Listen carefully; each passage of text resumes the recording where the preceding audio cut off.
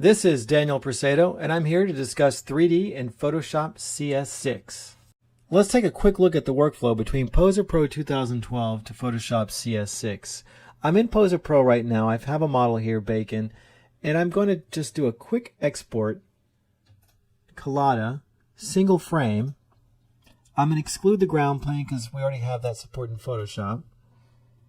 I'm going to choose the preset here, Photoshop CS. And it has a transparency option that's friendly to Photoshop. I'm going to choose maximize my texture in powers of 2. I think those are plenty big. I'm going to choose triangles as well. It's something that Photoshop does on import, and it's just one less step for Photoshop, and it might just import that much faster, just a little bit faster. And importantly here, I'm going to exclude rigging. Photoshop's my last stop for my file, and in addition, that if I include the rigging, this pose will not be retained in Photoshop. It'll just be ignored. You really want to uncheck that if you want your poser pose to appear in Photoshop. We'll say OK. I'm going to replace that file and now go into Photoshop. Under the 3D menu, new 3D layer from File, we're going to choose the Bacon Collada file.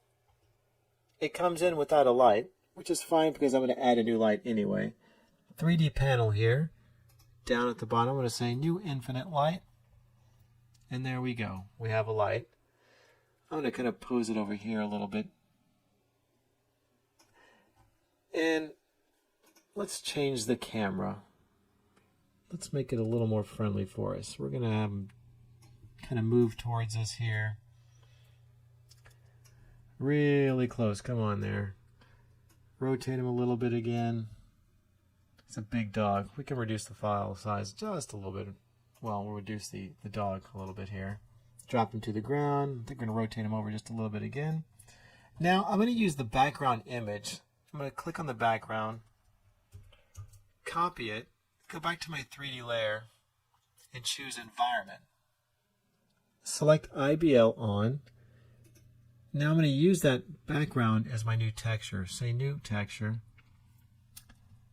We will now open it, Image-Based Light. Click over here. Copy it in there.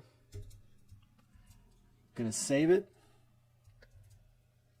And as you can see, this picture is now part of my scene. It's just the light. It's an image-based light. So I'm using that for my lighting here.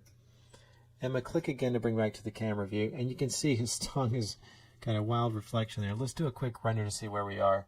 And that is the basics of going between both programs. It's just a matter of cleaning up these materials, but that's the basic workflow between Poser Pro 2012 and Photoshop CS6. If you have any questions, you can always add comments to the end of this video, and I'll try to get back to them as quickly as I can. Enjoy!